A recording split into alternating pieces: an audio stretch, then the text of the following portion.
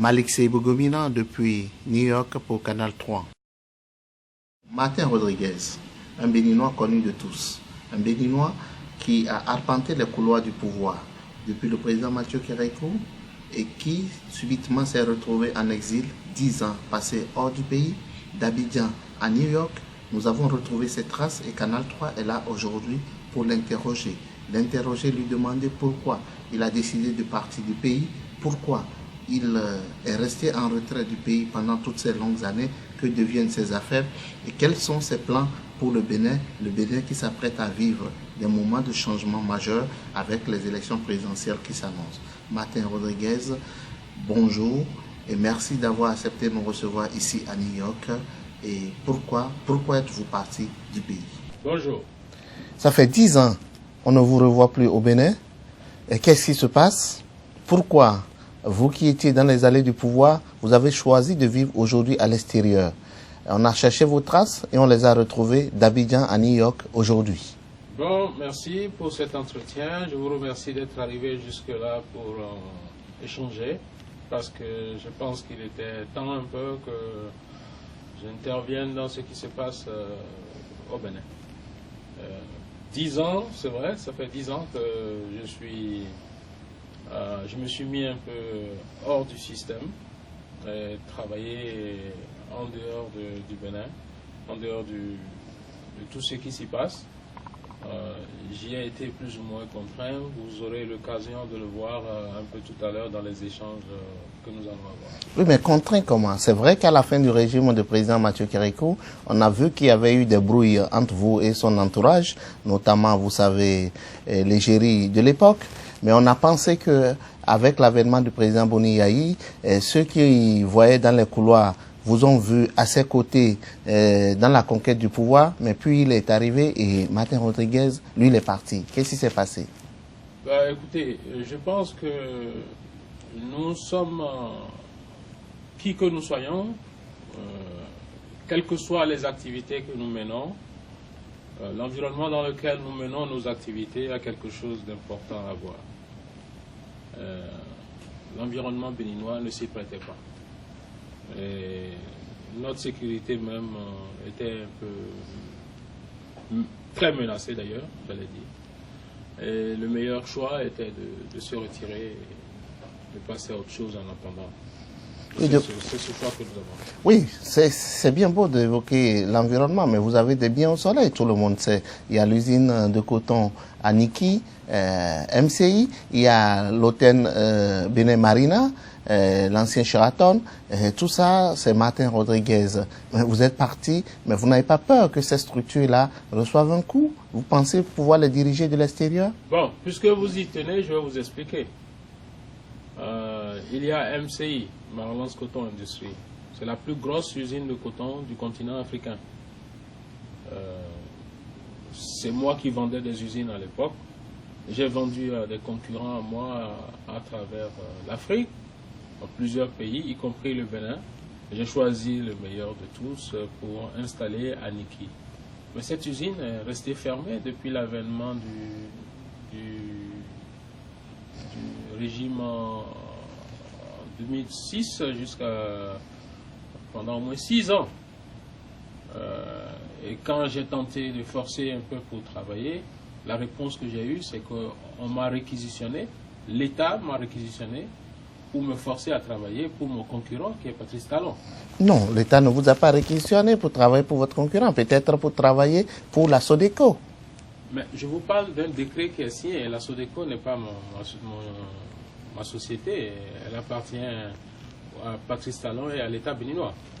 Donc c'est une société Miss Cell, mais contrôlée par un privé. J'ai été réquisitionné par décret gouvernemental. Oui, mais pourquoi cela? Est-ce que ce n'est pas parce que vous refusiez à l'époque de suivre la norme? Est-ce que ce n'est pas parce qu'il y avait une réorganisation de la filière et que vous tentiez de vous mettre en marge de cette réorganisation? Expliquez au compte. Vous parlez de quelle réorganisation? Celle qui bénéficie de plus de 90 milliards de subventions en 5 ans et a fait chuter pour plus de 2 tiers la production. Je vais préciser. Vous parlez de quoi comme organisation?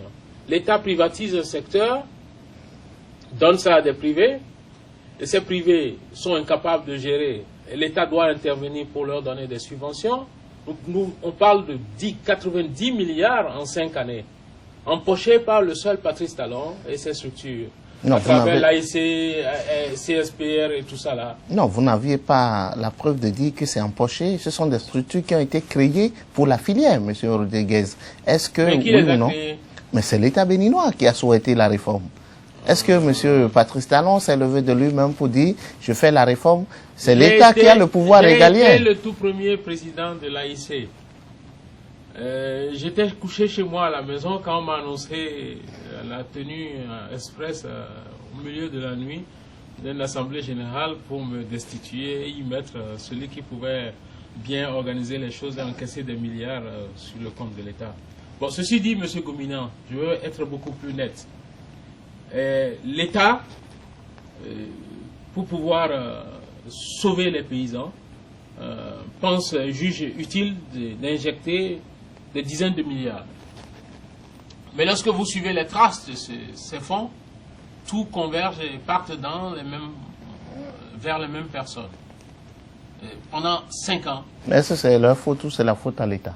Je ne suis pas un juge. Je vous donne des faits. C'est à vous de constater. Oui, mais à partir de ces faits, est-ce que c'était une raison pour vous, par exemple, de plier bagage, M. Rodriguez? On vous a vu même. Mais pendant 6 ans, mon usine était fermée. Parce que chaque année, il y a une raison pour ne pas me laisser travailler. Et vous savez ce qui s'est passé dans ce secteur? Dans les années 90, l'État était le seul qui exerçait dans ce secteur. Et puis bon, ils sont arrivés avec les réformes, puisque le pays était sous ajustement structurel de la banque et du Fonds monétaire international, qu'il fallait privatiser. Et dans cette privatisation, l'État devait se retirer. Nous avons combattu le monopole public. Aujourd'hui, le résultat est que nous nous sommes retrouvés sous un monopole privé. Lequel qui est meilleur? Non, c'est clair qu'un monopole n'est toujours pas bon, qu'il soit privé ou public, c'est mieux qu'il y ait de la concurrence. Bon, ça c'est souhaitable. Lequel est pire? Le monopole privé, certainement. Bon, non seulement l'État se désengage, c'est les privés qui prennent... c'est un seul privé qui contrôle aujourd'hui la filière, à telle enseigne que quelles que soient les ressources qu'on y met, ça va dans la poche de ce seul privé. Oui, mais M. Martin Rodriguez, lorsque vous le dites comme ça, nos compatriotes ne pourront pas vous suivre. Parce que vous savez qu'à l'époque, même on a entendu le chef de l'État dire qu'il fallait que M. Martin Rodriguez vienne, qu'il restait de voir la filière tel milliard, qu'il restait si, tout ce qui était suite au fait que votre usine avait été bloquée par l'ancien régime, notamment cette affaire avec le conseiller Yacouba qui a abouti à ce que le coton soit mouillé et qu'il ne soit pas utilisable. Est-ce que tout n'est pas parti de là-bas? Mais écoutez, si c'est parti de là-bas, ce qui est sûr, c'est que le nouveau régime Yaïboni n'a pas réparé cela. Les faits dont vous parlez datent de 2005, la campagne 2004-2005, où l'État est intervenu, a laissé pour 6 milliards de produits agricoles, du coton, sous la pluie, pourrir sur place, pour venir régler des comptes à Martin Rodriguez. Bon, il n'y a jamais eu réparation. Et cette usine a bénéficié, au même titre que toutes les autres usines, d'autorisation, de licence, pour pouvoir faire ces investissements. Nous avons amené les fonds depuis Singapour et puis la Suisse pour construire une usine qui n'a jamais reçu de matières premières pour travailler. Parce qu'il fallait étouffer l'usine, comme on a étouffé l'usine à Djovi, à Ketou, rachetée par Patrice, étouffé Fagboun, racheté son usine. Les 3 premières usines de l'État ont été construites par l'argent de la Sonapra. Vous n'en avez pas les preuves. Vous savez que ce dossier-là a été évoqué plusieurs fois, mais personne n'a pu apporter la preuve. Et en plus, lorsque vous parlez des usines des privés, il est loisible à un privé qui est en faillite de vendre son usine. Ah bon? Les 3 premières usines de l'État ont été construites par l'argent de la Sonapra. C'est vous qui le dites. Nous avons les preuves. J'ai des dossiers sur ça. Je voudrais qu'on m'attaque au tribunal pour qu'on aille s'amuser un peu. Ce sera un bon jeu, ça.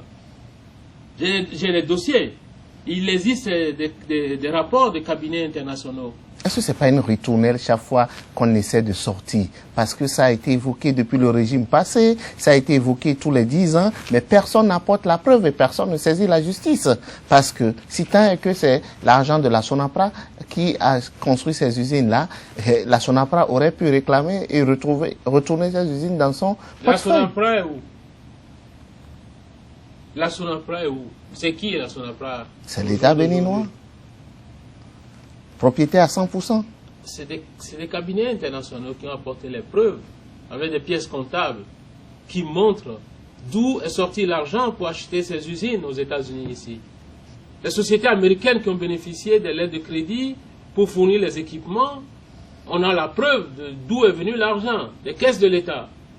Mais par une alchimie que seuls les Béninois en ont le secret, ces usines se sont retrouvées propriétaires, toutes les 3 usines, d'un seul et même type, Patrice, qui aujourd'hui nous explique qu'il n'attend rien des gouvernants. Mais en 2001, quand Kérékou a voulu voir un peu plus près dans ce dossier, il a dû escalader le mur et est parti par le Nigeria en exil pour 6 mois. Oui, mais est-ce que son absence empêchait de voir clair si tant qu'il y avait quelque chose de flou? Bon, mais je pense que c'est même l'occasion aujourd'hui pour qu'on sorte un peu tous ces dossiers, là, pour qu'on essaye de fouiller. Le public a besoin de savoir. Puisque je crois savoir que, bon, maintenant, il se fait passer pour une victime de tout ce qui se passe. Ce que je ne crois pas. Il ne se fait pas passer pour une victime. Patrice Talon est hors du pays depuis 3 ans bientôt, et vous-même, vous savez tout ce qu'il y a eu autour. Bon, c'est vrai que... Je ne l'ai pas vu, hein, parce que moi, je suis déjà dehors depuis 10 ans, je suis son doyen, en exil, mais je ne l'ai pas vu. Il faut qu'il vienne au club. Oui, mais vous savez bien que vous êtes du même secteur, le secteur cotonnier. Vous vous connaissez mieux que quiconque et donc il vous est loisible de vous retrouver. Mais quand on parle aujourd'hui de la situation du pays et particulièrement de Martin Rodriguez, est-ce que vous êtes prêt à revenir au pays aujourd'hui ou bien pourquoi vous continuez par vous dire que bon, moi je suis... aux Nations Unies, j'ai des bureaux à côté, je suis aux États-Unis, j'ai des bureaux à côté des Nations Unies, moi je suis tout heureux, mais est-ce qu'en le faisant, vous ne privez pas vos compatriotes de votre savoir-faire? Ben, écoutez, je n'ai pas choisi d'être ici parce que il fait bon vivre ici et que je suis resté, bon, à tourner le dos. Si j'ai tourné le dos à mon pays, je ne vais pas faire tout ce que j'ai fait comme investissement au Bénin. Comme je viens de vous expliquer, avec mes associés, mes partenaires, nous avons amené la plus grosse usine de coton en Afrique, on l'a amenée au Bénin, à Niki. Et c'est la seule activité qu'il y a à Niki, qui permet aux populations de Niki de vivre. C'est nous qui donnons l'eau potable aux populations de Niki lorsqu'elles sont en difficulté. Le port, l'aéroport, le marché, toute l'activité de Niki, c'est l'usine de MCI. Mais nos frères n'ont pas eu mal au cœur pour fermer cette usine pendant des années. Et finit par aller réquisitionner ça avec des gendarmes et des militaires. Nous avons les vidéos, nous avons le décret. Parce que tout se passe au Bénin par décret. Hein? Ok. Donc, si je dois travailler dans un environnement aussi pourri, qu'est-ce que vous voulez que je fasse? Mettre ma vie en danger? J'ai aussi une petite famille. J'aime bien les Béninois, j'aime tout ce que vous voulez. Nous avons mis une usine, j'ai une usine de délintage, de semences, qui est amenée au Bénin en 97. Mais celle-là... l'usine est toujours en conteneur. Oui, mais... De 97 à maintenant, ça fait combien d'années, M. Gomina? Oh oui, mais ça fait beaucoup d'années. 97 à maintenant, ça fait 18 ans. Vous savez, cette usine a été étouffée en conteneur. C'est Koupaki qui a fait ça. Mais en 97, Koupaki était... Non, je vous dis, 1997, Koupaki était au cabinet du président Houmbedi. Il présidait une commission d'enquête. Il est censé connaître de l'investissement de 3 usines. Ils en ont étouffé 2. La seule qui a pu sortir dans la douleur, c'est MCI. Oui, mais M. Martin Rodriguez, vous faites des accusations graves. Vous venez pas de parler de Koupaki. Mais Koupaki vit, non? Oui, mais quelle preuve? Mais laissez-le se défendre. Non. Moi, je vous dis, il a présidé une commission et c'est lui qui a trouvé inutile de laisser sortir une usine qui coûte dans les 15 millions de dollars en 97 censé améliorer la production agricole, il a préféré laisser ça mourir. De 97 à ce jour, cette usine est encore en conteneur. Entre-temps, il est revenu. Encore que lui... Il est revenu Premier ministre, oui. encore.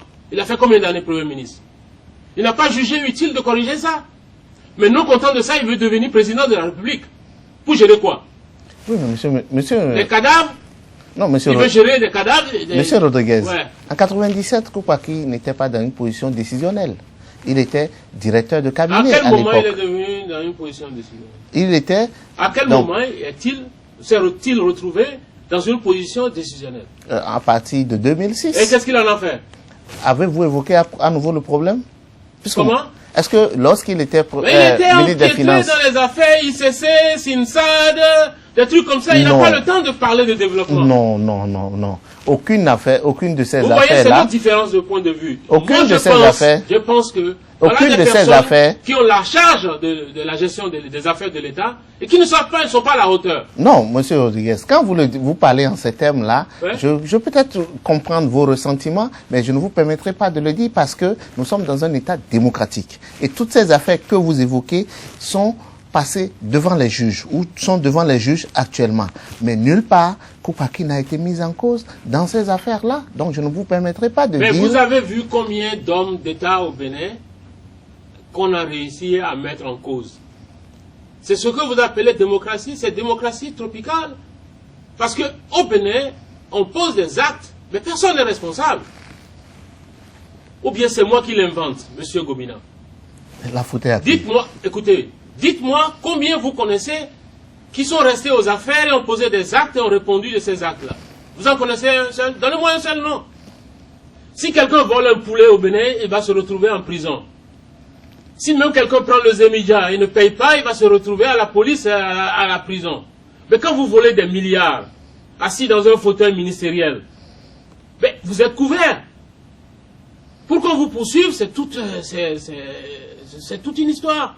Oui, mais monsieur Rodriguez, tel que vous êtes en train de parler, c'est comme si au Bénin, tout le monde est pourri et que ça ne va pas. Et donc, aujourd'hui... Je vous dis que quand vous volez un poulet au Bénin, vous allez en prison.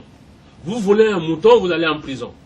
Mais si vous volez des milliards, assis dans un fauteuil ministériel, rien ne vous arrivera. Bon, maintenant, dites-moi que j'ai menti. Non, mais parce que je ne veux pas rentrer dans les histoires de ping-pong. Est-ce que c'est vrai qu'au Bénin, assis dans un fauteuil, couvert par l'État, les statuts, vous pouvez voler tout ce que vous voulez, et puis vous n'irez jamais nulle part en prison? Monsieur Rodriguez, vous savez mieux que moi que seule la justice dit si quelqu'un est... La justice n'est pas faite pour ceux-là. La justice, on s'occupe des faibles. Ceux qui n'ont pas d'emploi, ceux qui ont des problèmes pour avoir accès à la médecine quand ils sont malades, ceux qui n'ont pas de protection sociale, qui sont au chômage, des gens qui ne peuvent pas payer leur école, c'est eux là, c'est eux qui sont livrés à la justice. Ceux qui viennent investir comme nous et qui ont des difficultés, c'est eux qu'on maltraite. Mais celui qui n'a jamais rien créé comme emploi, n'a jamais rien créé comme investissement, n'a jamais rien apporté, il va s'asseoir dans un fauteuil, il s'appelle Koupaki, il va faire 10 ans là-bas, il sera empiétré dans plein de scandales, rien ne lui arrivera. Il peut encore revenir pour être président de la République. Oui, mais parce que personne n'a apporté la preuve qu'il est empêtré dans des scandales en dehors de vous. Il n'y a que moi. Oui. C'est moi seul qui suis... Je suis victime de toutes ces victimes de ICC, là, c'est moi. Oui, mais ICC, c'est un phénomène déplorable que le pays a connu, mais nulle part, il n'a été prouvé que M. Koupaki est responsable de cela. Je pense que nous sommes dans une interview, c'est vous qui devez me poser des questions, mais moi je vais vous demander. Vous trouvez normal que dans un pays, nous avons un gouvernement, on a un ministre des Finances, et on a des individus qui s'asseyent, qui ouvrent soi-disant une institution, ramassent l'argent des pauvres citoyens. On parle de plus de 100 milliards. Aucun État ne l'a vu. Jusqu'à ce qu'il y ait des millions de victimes. Vous voyez, vous venez de me donner raison. Monsieur il y a des scandales au Bénin. Oui, mais dites-moi qui sont les responsables. Il y a des scandales partout. Ici aux États-Unis, on a connu l'affaire Madoff. Tout le monde sait que... Madoff est où? Madoff est en prison. Avec ses complices. Oui, mais tout comme ceux de ICC aussi. Madoff, écoutez, ça n'a rien à voir avec l'affaire Madoff. Ici, vous parlez d'individus qui n'ont jamais eu de licence pour collecter l'épargne. l'épargne qu'on collecte au Bénin, ça devrait servir, comme ça se passe dans tous les pays, à financer le tissu industriel, l'économie. Mais au Bénin, que ce soit, je vais en venir tout à l'heure, même dans nos banques, je reviens encore avec mes accusations, comme vous le dites. Vous savez que votre cher ami, je sais que c'est votre ami, Patrice Talon, lorsqu'il partait en exil il y a 3 ans, il avait près de 50 milliards de dettes des banques, qui ne sont toujours pas payées. Et c'est l'épargne des Béninois. Oui, mais comment vous pensez qu'il peut le payer alors qu'il est à l'extérieur et que ses activités au Bénin ne marchent pas? Puisque vous cherchez à savoir pourquoi moi je suis à l'extérieur. Je suis victime de ces gars-là. Mais c'est dommage. Ils sont venus au club des exilés, mais ils n'ont pas duré. Moi, je suis grand-père dans le système. Oui, mais M. Rodriguez, nous allons poursuivre notre entretien. Ok, allez-y. Aujourd'hui, au regard de la situation économique, de la situation sociale, de la situation politique au Bénin, nous sommes à la fin d'un système, c'est-à-dire le président Boni Yayi ne pourra plus être candidat en février prochain. Donc, nous allons avoir des élections présidentielles. Qu'est-ce que vous pensez comme profil idéal pour les Béninois? Et est-ce que vous-même vous êtes tenté par cette aventure? D'abord, je vais répondre. Le profil dont vous parlez, ça doit être le profil de quelqu'un qui est vraiment pas de casserole. Ok? Mais les gens qui traînent des casseroles, c'est-à-dire qui ont des dossiers, des cadavres dans leur placard, et qui essaient de les étouffer, et viennent avec des chemises, vous savez, des cols blancs, pour nous tromper et prendre le contrôle aujourd'hui de la grosse marmite et appauvrir encore davantage nos populations, ce n'est pas ce qu'il faut pour le pays. Les Béninois ne se sont pas battus, ont eu accès à la démocratie, à la liberté, pour finir comme ça. C'est vraiment dommage. Êtes-vous, vous, candidat ou non? Parce que sans être candidat, on ne peut pas aider son pays. Je vous ai parlé tout à l'heure d'une usine, une technologie qui n'existe nulle part en Afrique, qu'on a amenée des États-Unis pour améliorer la production des paysans dans le secteur du coton, et depuis 1997, enfermée dans des conteneurs jusqu'aujourd'hui. J'ai une station de télécommunication par satellite, construite à coût de milliards, de mes poches, que j'ai installée au Bénin pour faire de l'éducation à distance, pour faire de la télécommunication et l'éducation à distance. Les universités américaines devaient enseigner en direct les étudiants béninois. Le pays n'était pas prêt. Aujourd'hui, il y a l'avènement du numérique. C'est encerclé aujourd'hui, c'est dans la brousse, à Calavi. J'ai eu une usine de fabrication d'engrais. Depuis 2005. C'est au sol, c'est un conteneur. Ce n'est pas installé. J'ai le Bénin Marina Hotel, qui a, en plus de ce qui est là, a besoin d'investissement pour être rénové, pour faire de l'extension. Nous avons de financement pour faire les travaux. Mais on attend toujours les papiers administratifs pour pouvoir démarrer les travaux.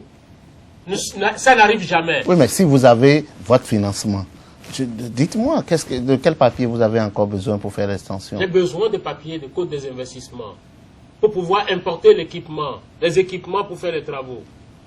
Vous savez, vous rappelez que ce sont vos chaînes qui passaient les manifestations des travailleurs du Bénin Marina Hotel. Mais qui finançait ça? Ce sont des travailleurs certainement. Non, quels travailleurs? Ils ont fini d'avoir des économies. Oui, mais monsieur Rodriguez, lorsque vous parlez en ces termes, eh bien, nous aurons des difficultés à vous comprendre. Parce que vous voyez, on a vu des non-nationaux qui sont venus, qui sont en train de construire des hôtels. Vous savez que le chef de l'État en a fait une question principale. Tous ceux qui veulent investir, ils ont les papiers administratifs, mais que vous nous dites que vous ne les avez pas, on n'arrive pas à vous comprendre. Et surtout que... Écoutez, je peux vous montrer nos demandes. Ou bien nous sommes des citoyens à moitié, au minimum, je ne sais pas quoi. Vous savez, le mal se développe dans ce pays. Le mal sévit dans ce pays. Et je vais... Vous savez, au XVIIIe siècle, il y avait un homme politique et un philosophe anglais, irlandais. Il s'appelle Edmund Burke. Il dit ceci. La seule chose qui permet au mal de triompher, c'est l'inaction des hommes de bien. Vous pensez que je vois le mal partout, n'est-ce pas? C'est parce qu'il faut le combattre. Aujourd'hui, la situation de mon pays, pour moi, elle est triste. Oui, elle est triste, mais on vous a vu rencontrer le chef de l'État lors de ses visites ici aux États-Unis. Mais pourquoi vous n'évoquez pas ce sujet avec lui? Mais j'en parle, je discute avec lui.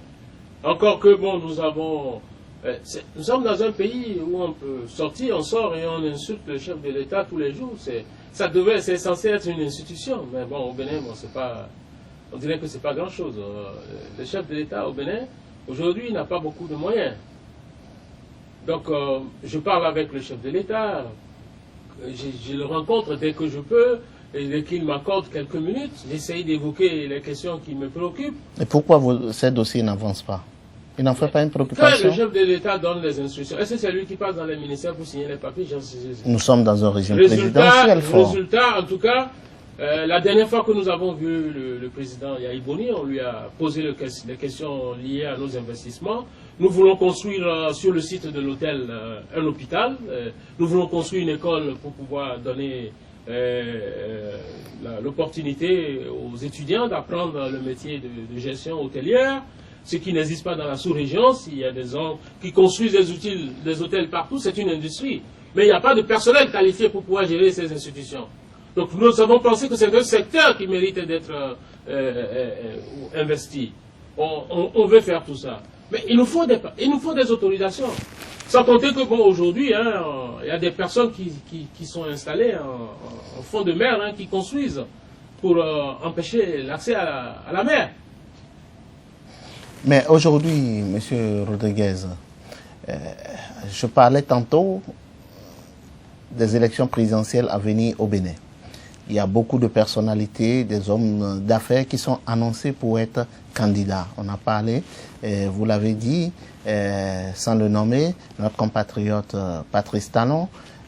Il est aussi annoncé notre compatriote Sébastien Adjavon et certainement d'autres personnalités du monde économique. Qu'est-ce que vous pensez entre ce maillage entre le politique et l'économique? C'est peut-être parce que les politiques n'arrivent pas à trouver solution au problème des hommes d'affaires qu'ils se décident à aller envahir la politique. Pourquoi pas? Il n'y a pas de politique sans économie. L'économie, c'est une phrase bête. Produire et vendre.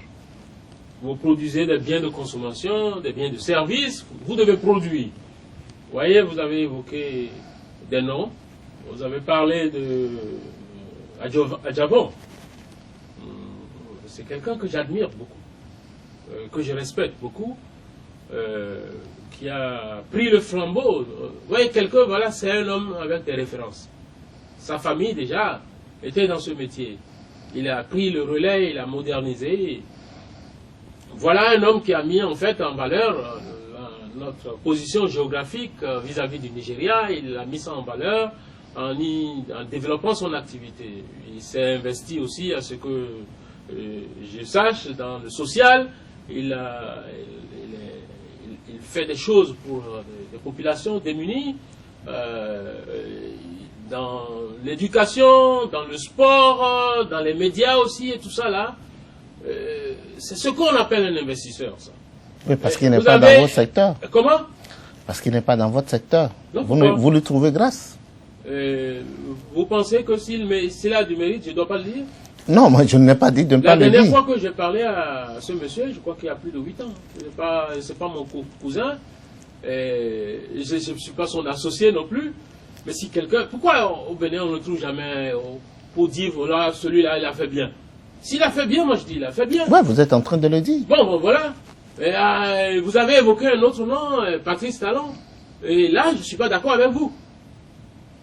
Parce que lui, il a 15 usines. Il n'a construit aucune des usines. Toujours construite, ou bien par les privés, qu'il a trouvé le moyen d'arracher d'une façon ou d'une autre, ou par l'État. Oui, mais est-ce que vous ne pensez pas, est-ce qu'il arrache dans les règles de l'art? Parce que c'est là où se situe le problème. Il ne faudrait pas que la rivalité entre vous vous conduise à avoir des appréciations que vos compatriotes ne partageraient pas. Ça dit, est-ce que parce qu'un privé a construit une usine qu'il veut vendre, que moi je ne peux pas racheter l'usine si j'en ai les moyens et si nous convenons du prix? Vous parlez du business. Oui, mais on a tenté aussi d'acheter la mienne, dont j'ai connu la méthode. Eh bien, vous avez refusé. Vous étouffe. Attendez, c'est pas tout le monde qui s'appelle Rodriguez, qui a d'autres affaires à l'extérieur, qui peut vivre d'autres choses. Fagbomou, on lui a arraché son usine quand il était en prison. Allez-y, il faut voir dans les détails pour savoir comment est-ce que Patrice Talon lui a arraché son usine quand il était en prison. Ils ont convenu du prix et il y a eu vente. À Jovi, je connais, il était dans nos structures, on l'a étouffé, on lui a fait ce qu'on m'a fait. On ne l'a pas laissé travailler, on a refusé de lui donner la matière première jusqu'à ce qu'il s'étouffe et qu'on le rachète. Oui, mais M. Rodriguez. Bon, moi, on a proposé de me racheter. Oui, mais M. Rodriguez. Et c'est ce que je vous explique. Quand vous parlez en ces termes-là, écoutez-moi bien. Oui. C'est ce que je vous explique. Je vous explique que moi, je peux vivre d'autres choses. Je n'ai pas besoin de MCI pour pouvoir vivre. Je n'ai pas besoin de sociétés qui sont au Bénin pour vivre. J'ai d'autres affaires à travers le monde. Ce n'est pas tout le monde qui s'appelle Rodriguez. Donc, la méthode, elle n'est pas une bonne méthode. Oui, mais M. Martin Rodriguez, La nous sommes dans un état... Vous m'avez posé une question, oui. laissez-moi vous Non, expliquer. je vais vous relancer juste Ouais. pour vous dire que nous sommes dans un état. Oui. C'est l'État qui essaie de réguler tout cela. Mais comment vous dites qu'on vous empêche d'avoir du coton, on empêche de travailler, c'est l'État qui empêche ou c'est quoi? Parce que nous sommes dans un État, c'est pas une jungle. Vous savez, c'est une jungle. Au Bénin, c'est pire qu'une jungle. Un homme d'affaires qui se sert de l'État pour pouvoir détruire ses concurrents. C'est l'État qui a signé le décret pour réquisitionner mon usine, par exemple. Mais c'est la faute à l'État, c'est pas la faute à l'homme d'affaires. Il était chez lui, ils sont venus taper à sa porte et on lui a dit, voilà, vous avez un décret qui vous permet d'aller étouffer votre concurrent. Et vous savez, lorsqu'on a bénéficié de tous ces décrets, il y en a trop pour une seule personne. Lorsqu'on a bénéficié de tout ça là, et qu'on est arrivé à ces résultats, accumuler l'argent, ou bien c'est public ou c'est pour d'autres privés, on ne vient pas s'exhiber et expliquer, oui, moi j'attends rien des gouvernants, et je distribue de l'argent à tous les politiciens de toutes tendances confondues, et seulement quand il s'agit de faire du social pour les pauvres, que ce que la main droite a fait à la main gauche ne doit pas être non, M. Rodriguez. Et du n'importe quoi. Non, mais M. Rodriguez, quand vous le dites, c'est pas si juste. Vous-même, on vous a vu. Faire quoi? Pendant des périodes électorales. Oui. À l'époque, vous étiez en hélicoptère à parcourir le pays. Et ce n'est certainement pas pour les beaux yeux des politiques.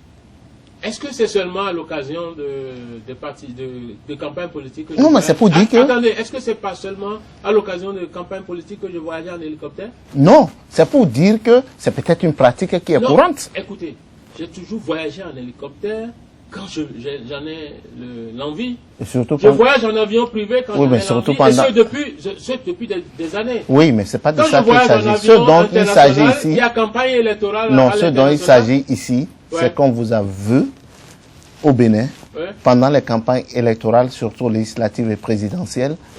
Je suis venu à la télévision vous expliquer que je distribue de l'argent à tous les partis politiques. Ah non, c'est ça, nous avons besoin aujourd'hui que vous aussi vous avouez votre part. De quoi? Pas de quoi? De distribution. À qui? Aux acteurs politiques. Je suis pas un distributeur automatique. Les machines qui distribuent l'argent, c'est pas moi. Ok? Vous faites la langue de bois. Non, c'est pas la langue de bois. J'ai le courage de mes opinions. Hein. Oui. Il ne faut pas jouer à ça. Moi, j'ai le courage de mes opinions. Et je sais que ce que je dis, il y a beaucoup de gens qui ont envie de le dire, mais n'osent pas. Ils ont juste la peur. Je ne sais pas de quoi ils ont peur. Monsieur Martin Rodriguez, nous allons conclure notre entretien bientôt. Déjà? Oui. Et donc, je vais vous demander, est-ce que vous allez venir au Bénin, revenir au Bénin, prendre votre part de feu, ou alors vous allez continuer par vous complaire dans vos bureaux à New York? Et donc, est-ce que vous avez été le seul opérateur économique qui a été obligé de quitter le pays? On en a connu d'autres, que vous connaissez aussi. Issa Salifou avec... Issa Salifou, je ne sais pas s'il a jamais quitté le Bénin. Non, il n'a pas quitté. Donc, c'est pour vous dire que ces affaires aussi, pendant les 10 ans que nous venons, les 9 ans que nous venons de traverser, ne sont pas au meilleur. Mais eux, ils sont restés, ils continuent de se battre contre la disette et ils continuent de se battre pour que ça puisse changer. Mais vous refusez de venir. Est-ce que bientôt, on aura Martin Rodriguez au Bénin parce qu'il y aura une recomposition politique, il y aura une recomposition économique, il y aura tout et tout. Est-ce que vous viendrez prendre votre part de feu? Parce que vous parlez par exemple de Adjavon. Adjavon aussi est sur le terrain. Il faut que vous aussi, vous puissiez revenir sur le terrain pour prendre votre part de feu. Moi, je prends ça comme un message de votre part, je prends bonne note. Je n'ai pas une interdiction de rentrer au Bénin. J'ai fait le choix de me mettre en retrait. Et je ferai aussi le choix de rentrer, même ce soir si j'ai envie. Donc, je ne sais pas si vous êtes satisfait de cette réponse. Oui, puisque c'est votre réponse et que vous ne pourriez pas beaucoup vous épiloguer. Mais pour finir, est-ce qu'il est possible que lors des prochaines élections, vous soyez candidat ou on vous verra soutenir d'autres candidats? Je crois que je vous ai déjà répondu à ça. Oui, vous n'avez pas... Il n'y a aucune loi qui m'interdit d'être candidat. Je peux l'être. Là où je suis assis, je ne suis pas candidat, mais aucune loi ne m'interdit. Je peux l'être demain matin ou ce soir si ça m'enchante. OK? Mais je pense seulement que je dois participer au débat et à la bagarre. J'ai le courage de mes opinions. Je suis capable d'affronter les défis qui se présentent à moi. Je ne suis pas quelqu'un qui recule, qui fuit le combat. Je souhaiterais, tout à l'heure dans mes réponses, j'ai parlé plusieurs fois, j'ai évoqué plusieurs fois le nom de Patrice Talon. J'aimerais le voir en face. J'aimerais qu'il vienne faire son show, qu'il m'explique tout ce que j'ai vu. Je l'ai vu intervenir la dernière fois. C'est possible que vous... Non, je souhaiterais le prendre en duel. Oui, mais si vous souhaitez... Parce qu'il n'est pas là, je ne suis pas tellement bien à l'aise pour bien m'occuper de son sujet. Vous comprenez? C'est évident que moi je ne vous permettrai pas de parler de quelqu'un en son absence. Des termes qui ne sont pas doux, mais ce qui est sûr et certain, vous le connaissez, parce que j'ai dit que vous pratiquez les mêmes milieux d'affaires, le coton et autres. Vous savez... Lui ne fait que le coton, il étouffe les gens avec le coton. Non, il est aussi dans l'hôtellerie. Et d'ailleurs, vos hôtels sont un peu voisins. C'est un peu comme si vous étiez des frères siamois. De quoi ça? Quel hôtel? Le Novotel. Ah oui, j'ai quelques actions là-bas d'ailleurs. J'y vais jamais. Je suis actionnaire là-bas aussi. Merci Martin Rodriguez de nous avoir accordé cet entretien. C'est bien que les Béninois puissent savoir qu'est-ce que vous êtes devenu, ce que vous faites et si vous comptez revenir très prochainement au pays. Mais juste vous dire que les absents ont toujours tort et que c'est mieux de venir vivre au Bénin, même si c'est une jungle, parce que, à ce que je sache, vous n'avez qu'une seule patrie, c'est le Bénin. C'est ce que nous avons de commun et nous devions tous contribuer à son émergence. Mais une vraie émergence cette fois-ci. Je vous remercie d'avoir fait tout ce parcours, traverser l'Atlantique et venir sur le continent américain à la recherche d'informations pour le public. Malgré le contexte difficile dans lequel vous opérez, et vous êtes à féliciter. J'espère que ce ne sera pas notre dernier entretien. J'ai pris bonne note de vos recommandations et j'y veillerai. Le Bénin appartient à nous tous. Chacun apportera sa pierre. Et d'ailleurs, je réponds à des appels comme ça en intervenant. Merci. Merci bien.